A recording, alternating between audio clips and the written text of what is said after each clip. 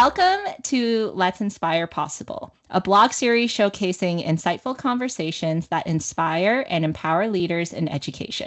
Join us as we explore innovative ideas and discuss thought-provoking topics to transform teaching and learning. My name is May, and I am an intermediate and senior educator, and I used to teach math and science, and in my spare time, I'm also an endurance runner. And now I have a virtual baton where I'm going to pass it around the room so we can get to know who else is on this call. And I'm going to virtually pass it to Dash. Thank you, May. My name is Dash. I am a science educator. I met May and Bilal so many years ago at the dearly missed Ontario Science Centre. Nowadays, I run Create Science as a co-executive. Create Science is a not-for-profit that works to make science education fun and accessible for everyone. And in my spare time, I like to knit and I like to skateboard. Not at the same time, but separately. And I like trees and things and stuff like that too. The baton goes to you, Bilal. Oh, thank you. Okay. Appreciate that, Dash. My name is Bilal. I'm a pediatric neurology resident doctor at McMaster Children's Hospital. And so if all goes well, in a few months, I'll be a fully fledged neurologist. So I'm getting close to the end. And I also on the side do some science education wherever possible, especially medical liaison type stuff for the public. And in my spare time outside of that, I like to bicycle, I like to read, I like to grow plants, etc. Well, I guess to bring us all together, we all met, Dash alluded to this, we all met at the Ontario Science Centre. I won't say how many years ago because it was quite a few years ago, but all at different parts, I would say. I think I think I would have been there first. And I started in camps my way there. This is part of the education department. And while I was still at camps, I met Dash, but Dash didn't meet me, and not in a weird way. I saw Dash around the Science Center. And then Bilal was a couple years after that. I had become a host, met Dash officially, and not just staring across the Science Center exhibits. I'd actually known Dash now. And then I was working back at education, and guess who was there? Bilal was in the education department. So then I got to meet Bilal there. And it turns out Bilal and Dash were working together, doing science everywhere. That's everywhere. Mm-hmm. Yeah. I remember that. And Anthony, who's another friend who exists but doesn't exist on this call right now, he asked me to join Science Everywhere. And then I showed up and I was like, oh, Dash, Bilal, nice to see you. Yeah. I don't know how you two met though.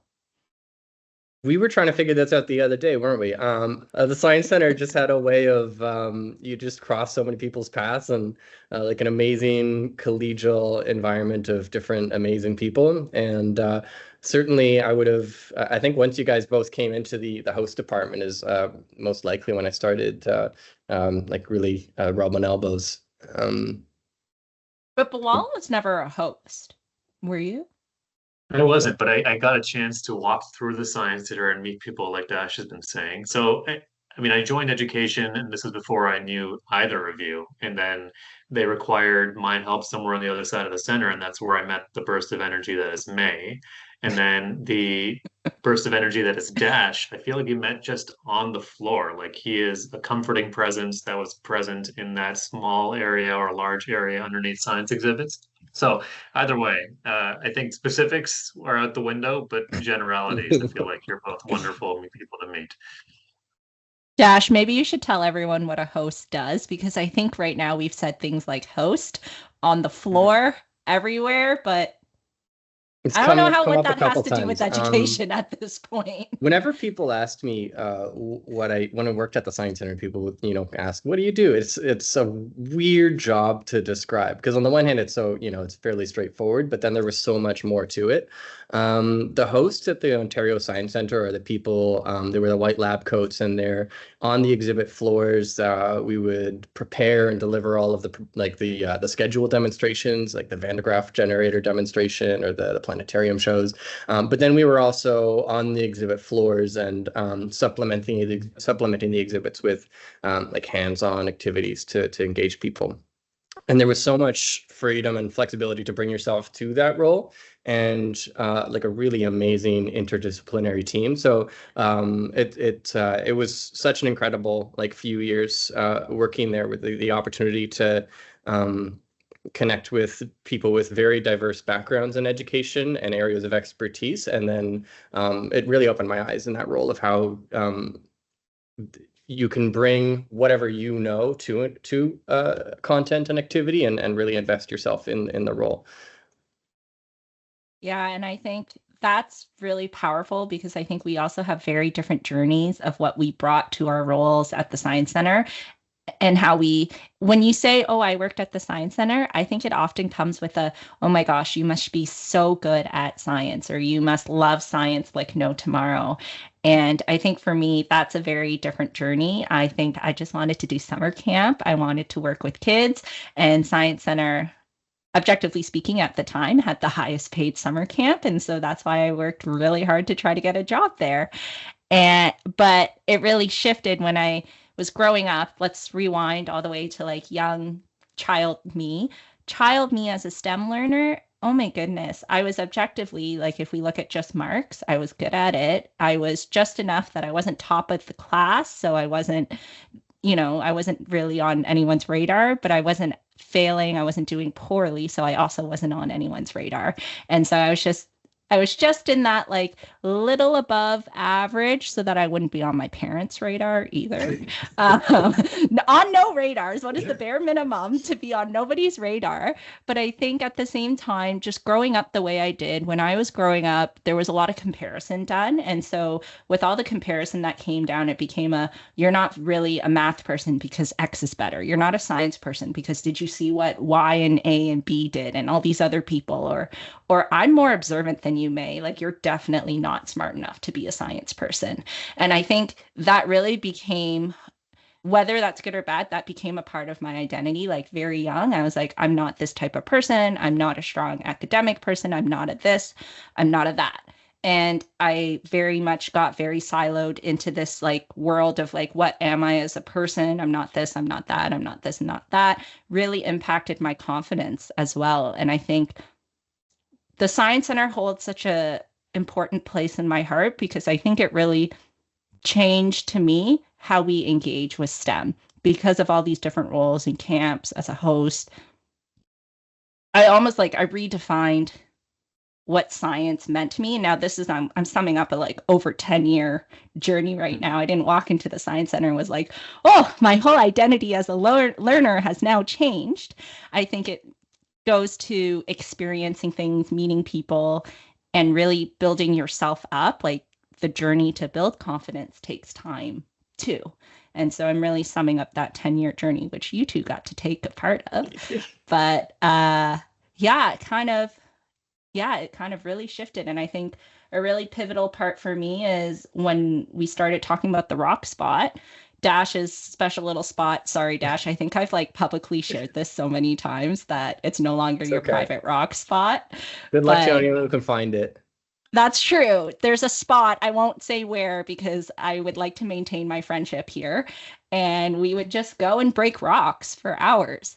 But it was one of my first times engaging in science in a different way than what was done in school. And that was just a really pivotal point for me, shifting of who am I as a STEM learner and what am I, how can I learn? Like, oh my goodness, I am competent and capable of learning.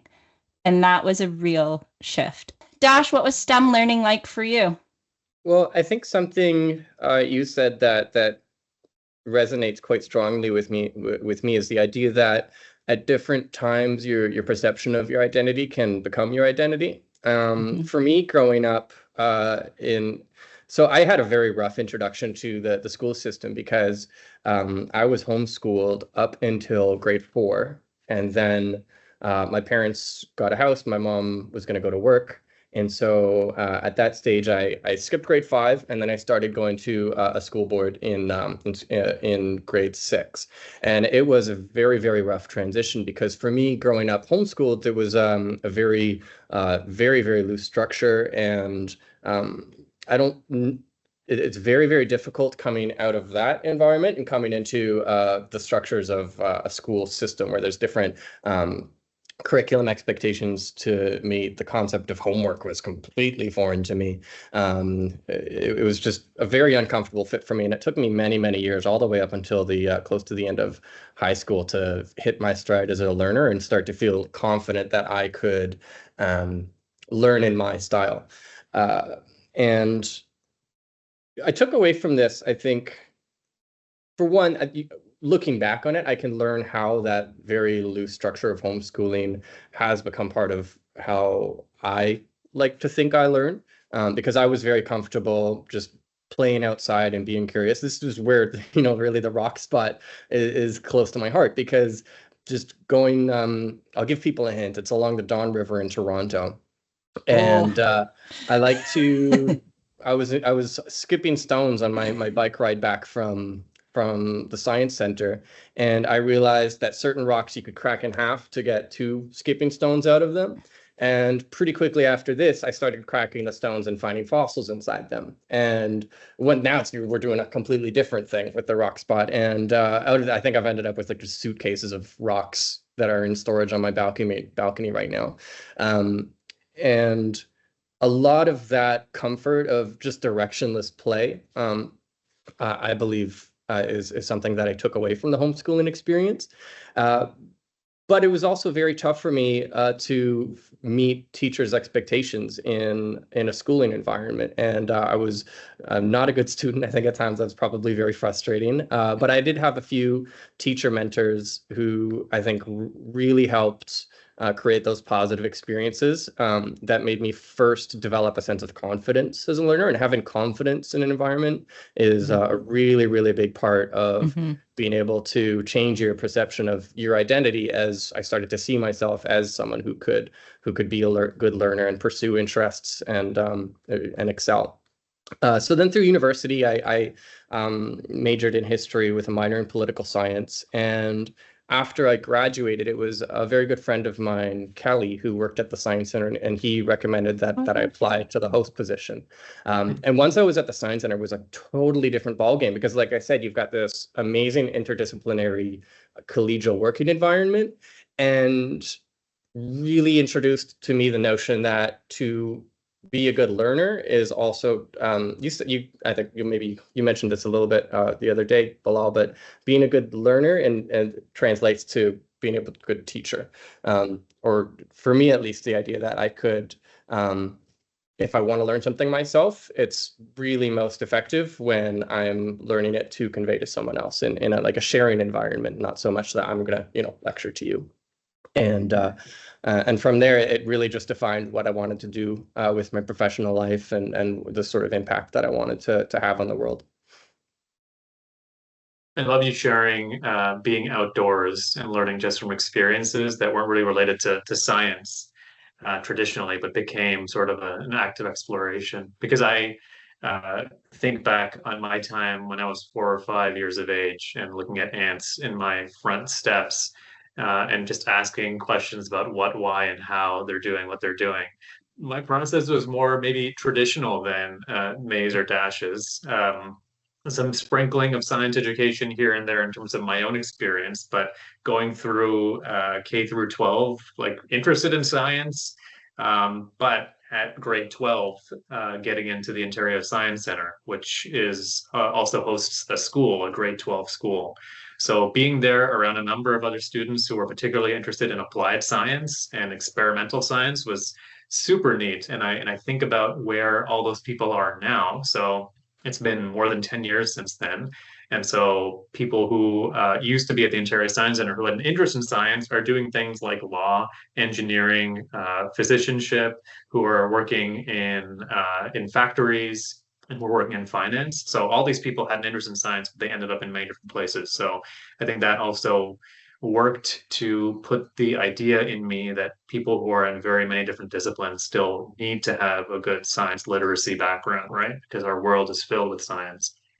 And so after high school, then the undergrad and master's sort of basic science kind of world I entered for a bit, but I included a little bit at a time, more and more science education experiences, after school experiences, working at community Mhm. centers, and then working for Science Everywhere and working back at the Science Center when I was doing education and part-time hosting. So it has been a really cool journey that's taught me that teaching is in its own way an act of humility, a craft of humility, and it's also a craft of sharing something of yourself to someone else. And I find that that sort of passion is what my best teachers were made of.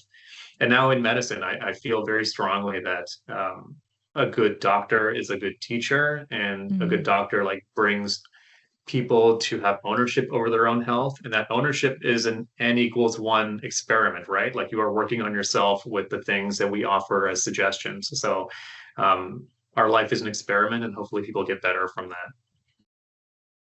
Yeah. And I think in all these paths, like we've talked about all these different experiences that made us where we are, which I think something you said to me that really resonated too was how like a teacher is somebody who gives themselves to. And I think something that's a very hot topic in Ontario education. I'll come from my like teacher hat right now, but a very big topic is CRP, which stands for culturally relevant and responsive pedagogy. And that's something that resonates really well to me because I think back to my education and I didn't really see myself in my learning, which again impacts my confidence and then my ability to go into that learning. And I think about CRP from so many different angles. There's the equity and inclusion angle, but there's also like a learning academic equity and inclusion angle. I could probably talk for 2 hours about this. And so I'm trying really hard not to.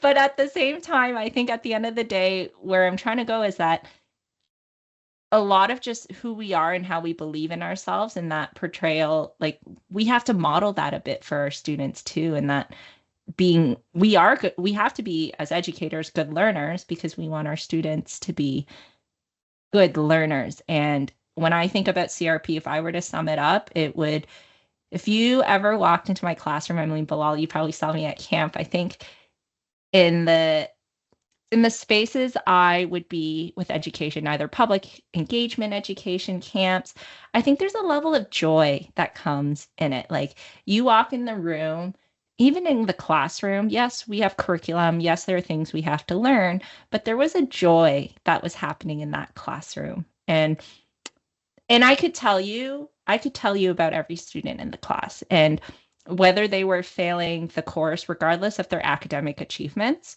I could tell you like Dash's hobbies were this. I could tell you this student really loves to do this, really doesn't like ants. Or I just like knew the students as humans outside of that course. And I taught high school. So it's kind of I don't know how many of you have been in a high school classroom, but getting 17-year-olds to tell you about themselves and share their likes and dislikes is not always the easiest thing. But somehow I had one student once say, like, Miss, your classroom's kind of like a dysfunctional family. And I wasn't sure where this was going, if this was like an insult or compliment.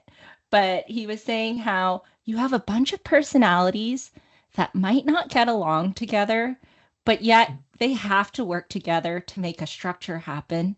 And you find a way to make us all work together, but still enjoy it. So we have moments where we still love each other, like a family loves each other, but we're very dysfunctional. And this is wise words of a 17-year-old. I think about sort of the way our curriculums are set up, and we want to have a good, equitable education system that allows us to reach as many students as possible. And that by itself is an experiment, right? To see what is the best sort of way we can reach the most students. And the way it's set up right now, it seems like we're reaching a certain percentage, but not the majority percentage. Well, maybe like halfway, 60% we're reaching. And we're trying to reach the last few students with the energy that we offer as teachers or as educators, right? So the curriculum is the piece that's set there for you, but the rest of it has to come from the teachers, and the best teachers are able to reach more. I was talking about like an N=1 experiment for a patient that's sitting in a doctor's office. Like Mhm. we have to bring as doctors or physicians, we have to take experiments that are built for thousands or hundreds of thousands of people and bring it to the person in front of us. So although the curriculum is built for hundreds and hundreds of thousands of students, we have individual students in front of us that need that help too. Well, when you're running a like a very large system, like an education system, it is important to have some standardized baseline and standardized expectations. And I think it is an extraordinarily difficult balance to have a system that's supposed to presumably sort of set an expectation that everyone can work towards, and at the same time, as Bilal's example shows, to adapt it to the person that's in front of you. Because Mhm. of course it's so obvious to see that every person is so unique and has so many different potentials once you're looking at someone's background and passions and skill sets and challenges. And it's an artful balance to be the individual that can prepare something. I think of it in program development. We work to prepare programs. So you have to have something planned. We have to have an expectation for what we're going to bring, but it has to always be brought to a classroom or community center with the notion that whoever is going to be in the room is who you're engaging with. And I thought about this all the time when we were at the Science Center, that I can have a scripted presentation that I'm going to come out as a scheduled show, and at Mhm. the same time, I need everyone in the audience of that show to feel like this was for them. And the obverse of that, I remember once I was visiting the Toronto Zoo, and I did that ride you go on when you get on the bus or whatever, and they drive you around the zoo, and they say you're driving by the beavers and here's the lion, right?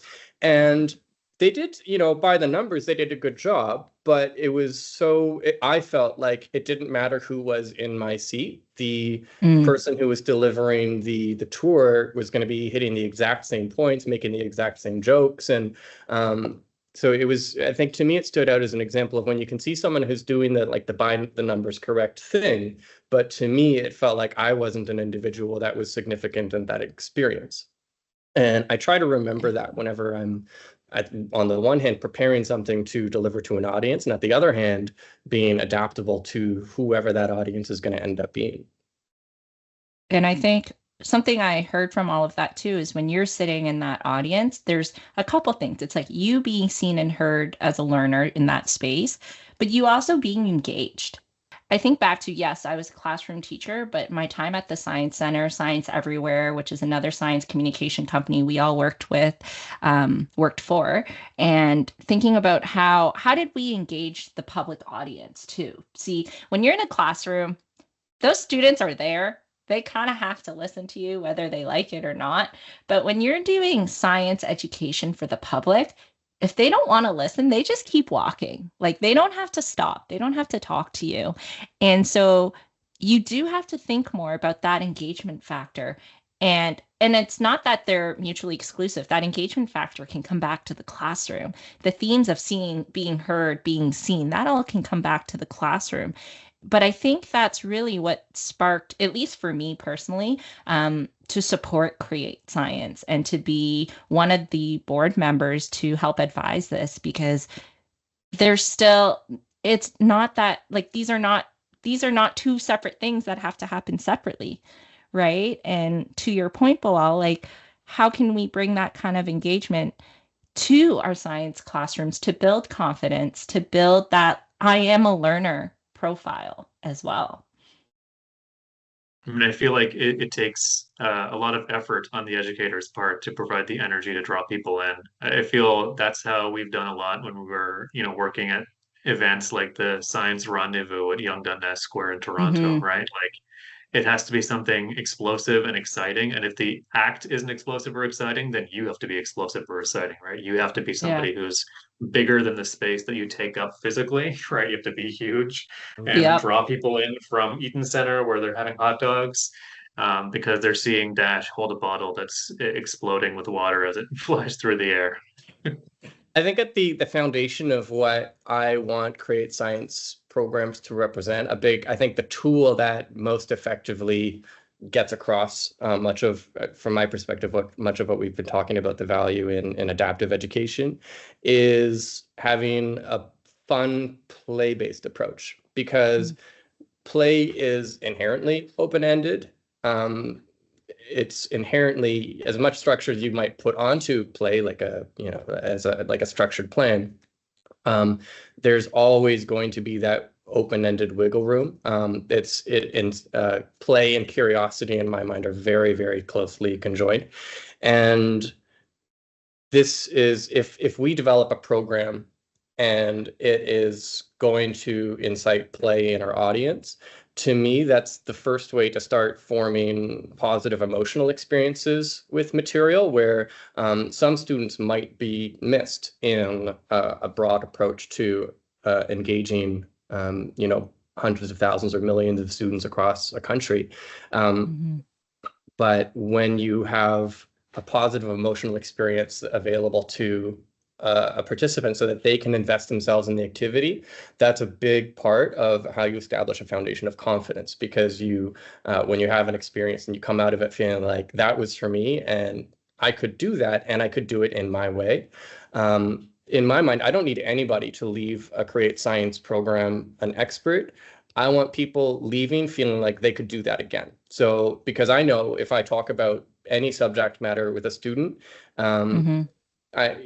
I know they're going to run across that at some other point in their future. And all I want is for them to encounter that content again and remember they had a positive experience previously and feel like, I can do this. I have some context. I have an entry point where I can just jump in.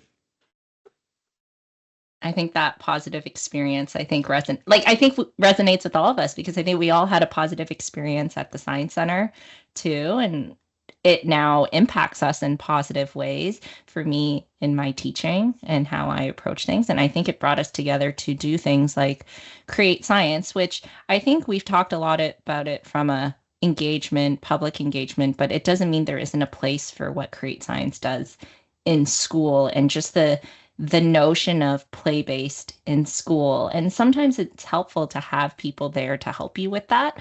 But I think also it's just shifting our mindset around how do we bring student engagement. And student engagement isn't always like super explosive. It's just making that positive moment happen in the classroom or in a workshop. Well, we did a series of programs. These were robotics workshops that we did for a school in the Peel Board, and we were working with each of their entire grade 6. So I think, and it was a large school, so I think we ended up doing 6 or 7 classes. And we had there was a teacher who was working with us as we planned out the workshop. And when they handed off the schedule to us, they warned us. They said they told us there was one class that had a particular concentration of students who were going to be challenging, and so given that they had warned us about students with behavioral issues, and we always prepare, quite thoroughly for classes, but once I'm like caught up in the workshops, I lose sight of exactly which class to be watching out for. And we got through all of the sessions, and at the end of it, we were debriefing with their school administrators and teachers. And it crossed my mind that to mention that there must have been some absences, because, I know you'd mentioned to watch out for a particular class, but we had a lovely time and we didn't have any particular issues. And the teacher of that class told us that, in fact, the students in question, they'd never seen them so engaged with the material. And to me, it stuck with me, because there's lots of different reasons why students might exhibit behavioral issues or a lack of engagement with curriculum content. And we certainly can't, resolve everything. All I want is one positive experience to open new doors for individuals. And it meant so much to me that we could bring a workshop to a school and create that opportunity for those few students, for whatever reason, that had not yet started forming as many positive emotional experiences with their learning. And I attribute that to that play-based open-ended format where we would intend to bring a format, we would intend to bring the tools and establish the baseline technical information that someone needs to play, and then hand off the sandbox to them so that people feel comfortable and motivated to engage with the material in whichever way that they're comfortable.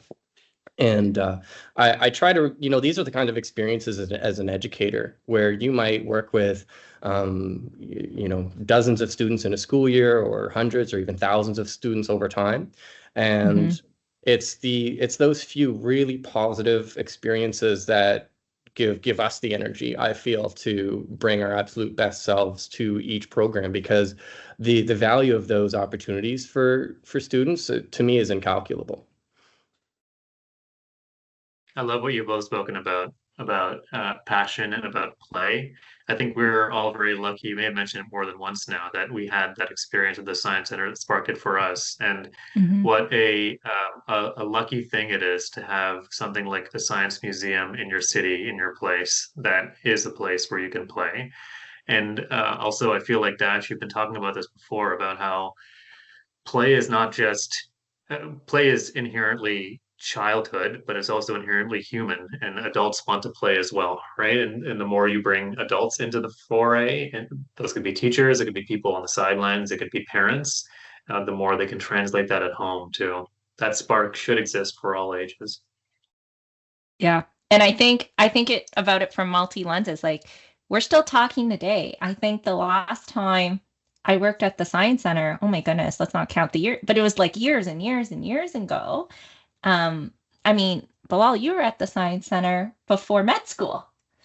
Yeah. Right before med school. And so I think we're all like, if we just think about it, but we're still talking today, and we're still doing things like working on Create Science initiatives today. Like, we're still talking today. There's a sustainability factor to this, of us all engaging and all choosing to engage together because of these positive experiences we have. We're still engaging with STEM learning, even in our own professions right now. We're still engaging at different levels every day in terms of what is our sphere of influence. But like you said, as a student, your little sphere is likely just intergenerational. I feel very fortunate in the work, certainly that I've done. I think both of you have had that same taste through the Science Center, where you have an intergenerational audience, and being able to present to groups that are so diverse in so many ways, including intergenerational differences, because that inherently has so many different perspectives. And I totally agree with you, Bilal, that so much of the power of learning is what you ultimately end up taking home, because if it often was, I had so many little guiding lights when I was preparing presentations at the Science Center. And one of the ones that I always felt was instructive for me was the notion that whatever I do with people, whatever moment we share with the Science Center, the measure of its true value is whether a family would be talking about it tonight at the dinner table, because that's when you're sharing learning with your mentors and your loved ones. Not just as we think of like children as the learners, but as the adults who are learning alongside their children and participating, and also role modeling for their kids, that learning isn't something that just ends when you graduate the highest level of education that you attain and then go get a job and move on to the next stage of life. Having adults who can share the value of the perspectives in a generational sense, and also role model the power of lifelong learning is so valuable. We did a series of workshops with a center in Oshawa that were designed to be intergenerational, and it's obviously not always feasible in a school environment. So I enjoy that adaptable opportunities that we find ourselves in this kind of work. This program, we had very young children in a workshop alongside teenagers and their parents and grandparents. And I think we even had a few elder folks who just came along because they saw the workshop promoted and they just were there to join and have fun. And all of them, we were doing a 3D printing workshop together. And it was so cool seeing that combination of kids who've grown up with touchscreen environments and older folks who a lot of this was brand new cutting edge technology that totally changed their perspective on sort of the progression, the ongoing progression of technological innovation. And there was so much value in the conversations that happened woven into the structure of a workshop like that. And I think that's just really cool, because I can't imagine in my time, like, yeah, I totally thought it was you go to school just so you could work, and then you end up working, like the learning stops when you're done school, right? Like that's how life works. But I do think coming into the Science Center at that time really shifted my perspective on that. And I mean, honestly, going back to the rock spot, were we learning or were we just hanging out as friends?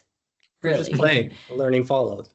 Like learning was there, but we were just hanging out, right? And being friends, and that's a positive association. But I guess learning did happen, because then I remember, Dash, you ended up tracing where the fossils came from, which glacial period you felt it was from. Like you actually then had data driven, like it was data driven, wasn't just, oh, I think it was this ice age. It was actually well researched and all of that. But again, this all started with, I want another rock to skip rocks with, because I don't just want one rock to skip rocks with, which is common sense. Fair enough. It's true. When you're playing, you're in a curious mindset. And so when you see something that surprises you or was unexpected, it immediately grabs your interest. And I think it's very, very difficult to not then be more curious and not start asking why or how. And as soon as you're asking those questions, suddenly you're learning, and you might not have even meant to. And that's why all of this for me so often goes back to playing and being curious. And I think to end it off, let's kind of throw some rapid fire fun questions for our audience to get to know you better. I'm going to start with Bilal. If you could instantly become an expert in anything, what would it be? Well, we're lucky to live on this blue and green marble. So I want to know about one of those colors. So let's go with the green, and I want to be an expert in botany. Dash. Did you ask why as well? No, just what? I want to know why. Green's a good color. I feel like plants, the more you learn about them, the more you realize how varied and diverse they are, and how many things they've already helped us with, and how many things they'll help us with in the future. So I love a good green. It's also calming. There's research about how it helps with things like depression and anxiety. It's beautiful. The more you spend in the green. Dash?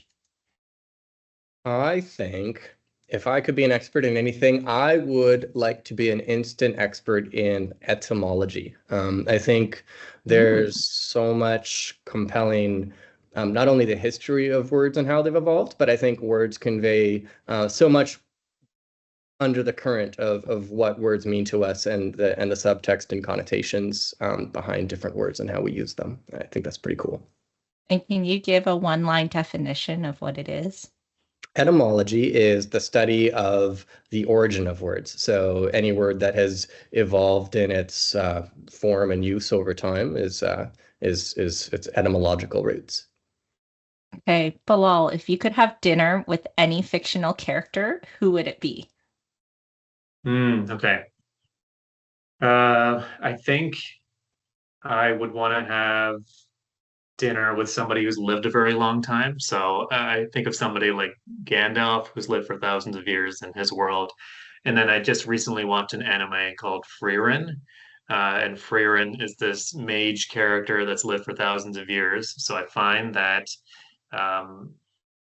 learning about what's important to somebody who's lived that long must be really fascinating. What if like long romances or friendships that any of us experience were just specks of our life, what else would be important to them? Dash. I would. I've always looked up to a guy named Rodney Mullen, and he was a professional skateboarder in the 2000s, and then he went on to get a degree in chemical engineering, and he does a lot of talks about his own perspectives on learning and driving oneself and measuring yourself by your own standards. And I think he's a very interesting and well-spoken chap. I think that'd be a good dinner date. And should we talk fictional character or non-fictional Yeah, character? I was gonna say I'm gonna be no, that's a real here person. because Did I I mess said this up? fictional. And I don't know if he's fictional. He sounds very not fictional. That's a real person. Gandalf's already taken. I'm going with Gandalf. I think that would be a really good dinner I think date. Gandalf's living as long as Gandalf has lived. He can probably spare 2 dinners. I don't. Bilbo Baggins. He's the better chef. Oh, yeah. All right, fair enough. Bilal, if you could swap lives with anyone for just one day, who would it be? Yeah. It's funny, Dash just mentioned somebody who was a skateboarder, because I feel like I'd want to swap with somebody who does extreme sports. I don't know anybody in that world, but I'd like to just be, am I also with my abilities? Because I feel like I wouldn't do very well, but for those moments where I was in the air, it would be worth it.